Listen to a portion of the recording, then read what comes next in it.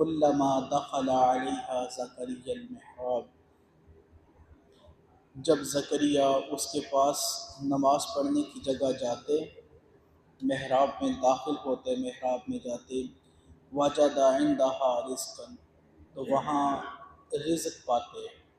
رزق سے مراد پھل، میوہ جات، اور وہ پھل جن کا ابھی موسم ہی نہیں ہے، وہ میوے جو اس علاقے کے ہی نہیں ہیں، وہ پھل جو اس علاقے کی نہیں ہیں اور ان کا موسم بھی نہیں ہے، جب داخل ہوتے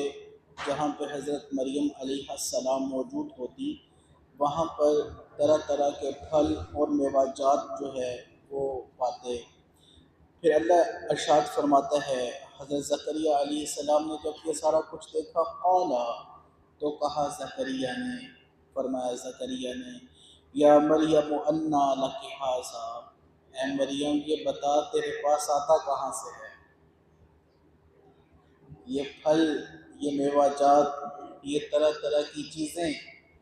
ان چیزوں کا موسم بھی نہیں ہے، اس علاقے کی بھی نہیں ہے یہ چیزیں، کو لا کر دینے والا بھی نہیں ہے،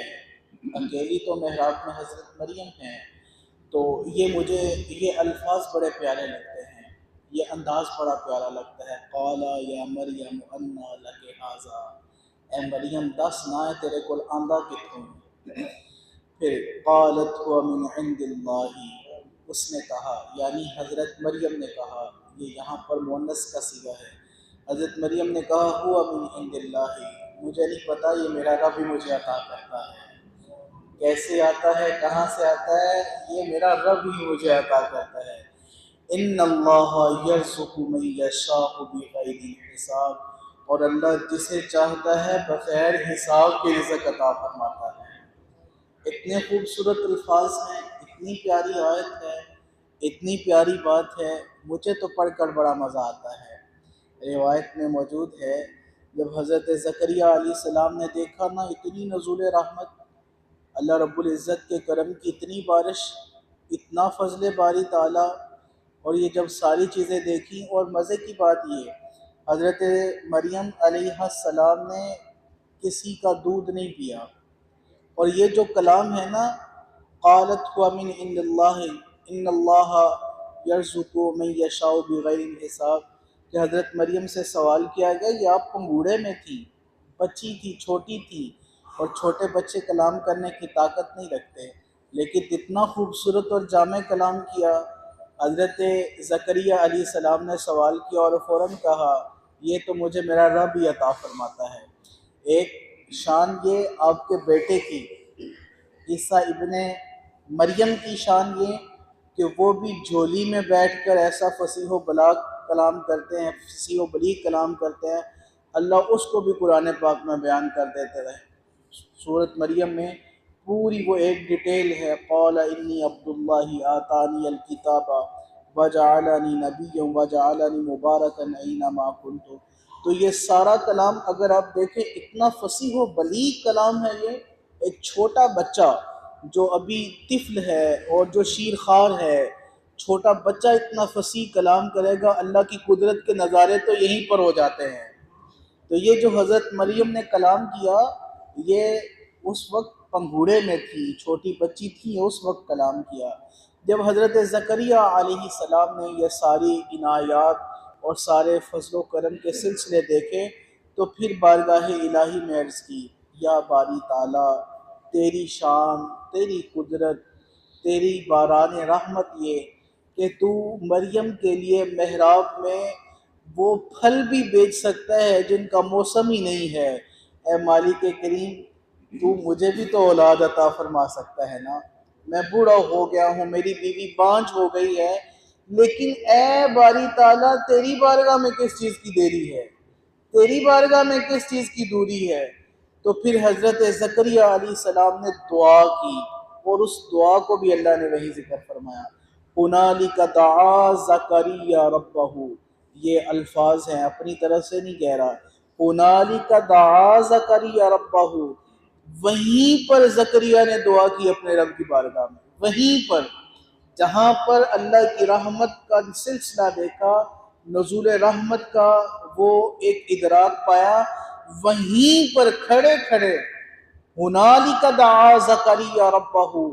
وہیں پر زکریا نے اپنے رب سے دعا کی، قال رب ہب لی من لدنک ذریۃ طیبۃ، اے میرے رب مجھے اپنی جناب سے اولاد عطا فرما، ایسی اولاد جو پاکیزہ اولاد ہو، انک سمیع الدعاء، بے شک تو خوب سننے والا ہے۔ میرے عزیز، میرے دوست، میرے محترم صاحب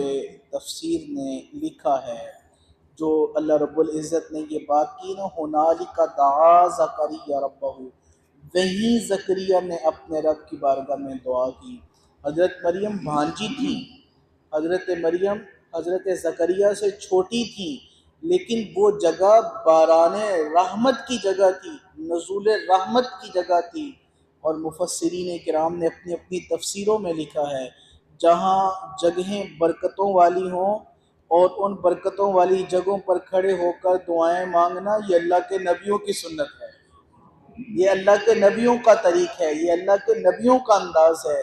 جو جگہ بھی برکت والی ہے، اس جگہ پہ، برکت والی جگہ پہ کھڑے ہو کر دعا مانگنا،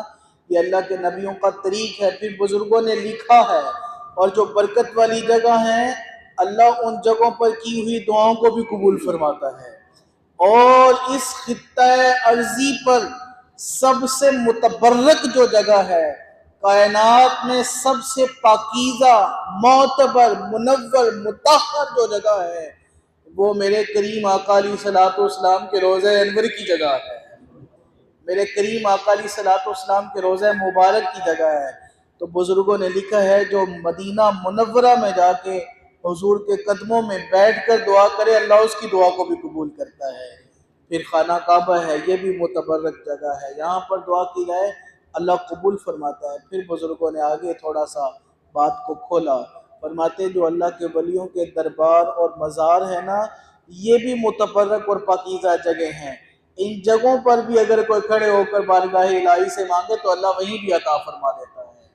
ہنالک دعا زکریا ربہ، وہیں زکریا نے دعا کی اپنے رب سے۔ اللہ رب العزت کی بارگاہ میں دعا کرتے ہیں، خالق کائنات اللہ عز و جل ہمیں صحیح معنوں میں قرآن مجید پڑھنے، پڑھ کر سمجھنے اور سمجھ کر عمل کرنے کی بھی توفیق عطا فرمائے، آمین بجاہ اللہ۔